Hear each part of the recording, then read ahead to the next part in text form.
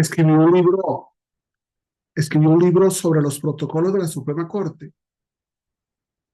y en la introducción dije, ya lo dijo la Corte, porque hay una serie de abogados, muchos de ellos ignorantes, que como ya lo dijo la Corte, entonces la verdad está en la Corte, ¿no? Es muy penoso ver tribunales que brincan del derecho y de la justicia a la ideología para imponer una ideología, para imponer una sexualidad y enfrentarlo luego a un experto doctor en derecho que nos dice, ya lo dijo la Corte. Y como ya lo dijo la Corte, así es. Cuidado. Es muy interesante lo que veíamos ayer sobre la sexualidad y la importancia de formar al hijo en la masculinidad y la importancia de formar a la hija en la feminidad. Pero importante también darnos cuenta de que las maestras y los maestros, los profesores y las profesoras, y los amigos y las amigas tienen un montón de confusiones de la formación de la sexualidad y a veces hay algunas confusiones creadas para justificar la conciencia moral de las personas. Cuando nosotros tratamos de entender, digamos, un poco lo que está ocurriendo, lo que puede estar ocurriendo en una situación de este tipo, es lógico que vamos a entender, y por lo menos tenemos que entenderlo, desde el punto de vista de lo que significa, perdón, la sexualidad y desde la sexualidad ver quién está influyendo en ella. Porque si hemos dicho ayer que la educación sexual es de los padres y que las escuelas y los colegios en donde se imparta sexualidad debe ser coherente con la moral, entonces es lógico que nosotros tenemos que darnos cuenta de que hay cortes internacionales, hay tribunales internacionales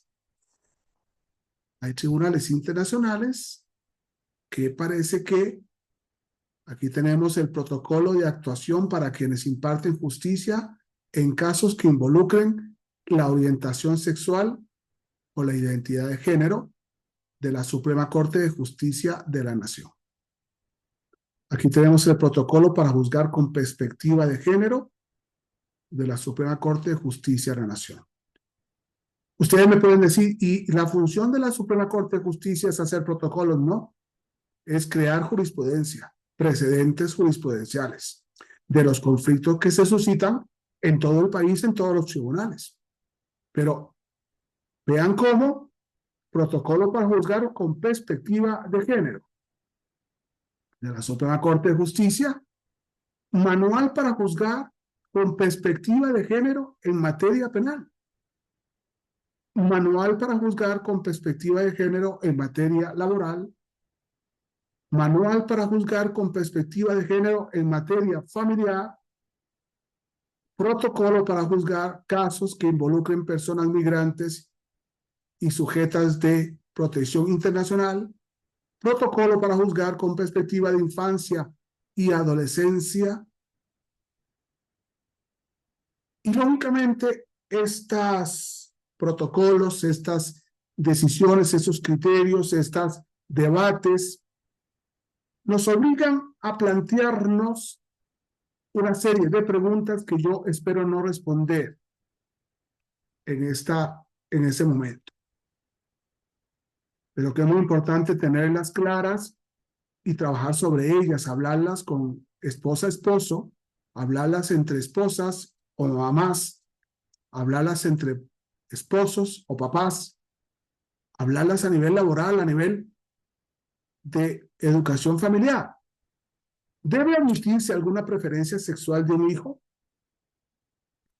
¿A qué edad? ¿En qué circunstancias? ¿Hasta dónde ha llegado el hijo? ¿Quién lo provocó? ¿Fue un abuso? ¿Fue una imposición? ¿Es libre? ¿Fue al interno de casa o fuera de casa? ¿Es intrafamiliar? ¿Cuál actitud tomar si el hijo admite una relación formal? Un hijo que tiene una relación formal y quiere casarse con un varón, una hija que tiene una relación formal y quiere casarse con una niña, ¿a qué edad? Si es mayor de edad, le dejamos hacer. Si es menor de edad, podemos oponernos. ¿Debe el hijo comunicar ser gay a sus padres? Y lógicamente entramos al tema de qué edad tiene para comunicar que es gay. ¿Por qué si es mayor de 18 años lo comunica? ¿Por qué después de los 18 años no hace lo que da la gana? Y muchas veces nos damos cuenta de que lo comunica porque quiere llevarse a su novio a la casa, porque quiere irse a la casa de su novio, porque quiere besarse en público, etcétera. ¿Deben los padres admitir y recibir al novio en su casa?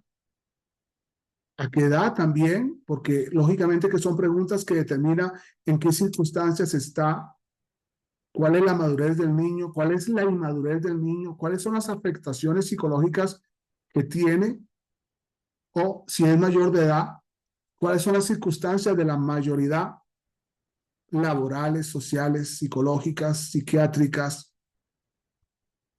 ¿Qué relación puede darse al interno de la familia? Pensemos nosotros en los casos en que un chico mayor, que es además el mayor de la casa, que además se quiere unir, que además se besa con el novio en la casa, que además tiene relaciones sexuales en su habitación, y hay con hermanitos, adolescentes, niñas, niños, tienen derecho ellos a hacer lo que quieran delante de sus hermanos menores, de sus primos, de sus vecinos, de sus tíos. ¿Qué relaciones pueden darse al interno de la familia? ¿Puede el hijo compartir con su novio su vida en familia? Llegar a cenar, a comer, y por tanto tenemos que tolerarlo. Lógicamente que hay problemas de edad importantes, pero también tenemos que analizar el recoger, el acuerpar, el ayudar, el aplaudir o no aplaudir. Aclaro que no estoy dando respuestas, solamente estoy tirando líneas sobre las cuales hoy los papás y las mamás tenemos que conversar. ¿Conviene que los hermanos se enteren de la relación de sus hermanas o de sus hermanos? ¿Qué es no discriminar? No discriminar es admitir, es aceptar, es tolerar, es apoyar.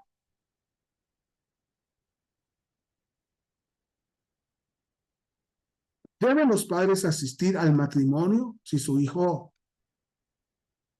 anuncia que se quiere casar con un varón?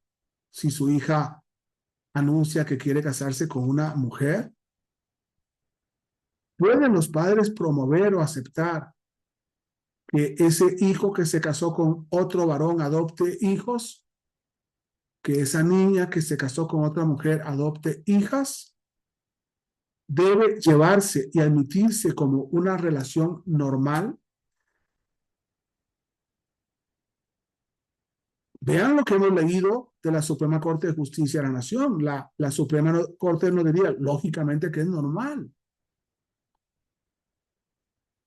Pero es un tema que hay que saberlo debatir en familia, porque lógicamente todas las decisiones ante estas, hasta ahora, 11 preguntas van a imperar no solamente en el hijo y en su novio, la hija y en su novia, sino también en sus hermanos menores de edad. Es preferible salvar o perder al hijo admitiendo al novio, un tema muy complejo al que se enfrentan los papás. El hijo se siente echado, abandonado, destruido. Y muchas veces nos encontramos con que el niño ha optado por ser gay por problemas que empezaron a nivel de los sentimientos en casa. El rechazo de papá, de sus hermanos mayores, o un abuso sexual. Debe evitarse o admitirse incomprensión en las relaciones. ¿Por qué, cuándo, cómo y qué se admite o debe rechazarse? Me quedé en 14 preguntas y me quedé pasmado, porque eso nos podría llevar a un curso largo de horas de sexualidad, sobre la sexualidad, en torno a la sexualidad, que exigiría, quizá conviene decir esto, estudiar un caso y un caso y un caso. Yo en lo particular estudio como abogado que soy, como juez de adolescentes, que era, voy estudiando casos y casos y casos. Y creo que es muy importante a nivel de familias, de parejas, papá y mamá, a nivel de adolescentes, a nivel de adolescentes varones, adolescentes mujeres, estudiar estos casos que vamos reuniendo y reuniendo y reuniendo para poder ir obteniendo respuestas que no son fáciles. 14 preguntas complejas que no podemos valorar a la ligera, máxime cuando ustedes me pueden decir, cuando yo les puedo decir, bueno, es que el problema lo tengo yo en casa. Cuando tenemos solamente una habitación donde vive el hermano con su hermano, que además termina siendo el que. Y ahí empezamos a analizar miles de variables. Por eso, esas 14 preguntas, si quieren, podemos ir sacando en mi vida profesional muchas más, pero me parecía que esas 14 eran suficientes para no tomar decisiones a la ligera, para no dejar de pensar en el siglo XXI, para no dejar de pensar, por favor, papás y mamás, qué influyó en mi hijo, qué influyó en mi hija. ¿Cuántas situaciones tenemos hoy intrafamiliares de abuso de una hija que fue abusada por el hermano mayor y entonces implica al hermano mayor? ¿Cuántos problemas de sexualidad de un niño pequeño es culpa de su hermano mayor que empieza a practicar, etcétera? Perdón que no termine las ideas. Son muchos temas a debate, más bien a trabajo en grupo, a estudio de casos, a tomar decisiones, a no tomar decisiones. El tema de la sexualidad en el siglo XXI no es un tema sencillo. Espero que con estas 14 preguntas o cuestionamientos yo pueda crearles a ustedes un conflicto que nos lleve a estudiar, a pensar, a pedir consejo, a no tomar decisiones a la ligera, a no seguir afectando a algunos niños, etcétera. Muchas gracias.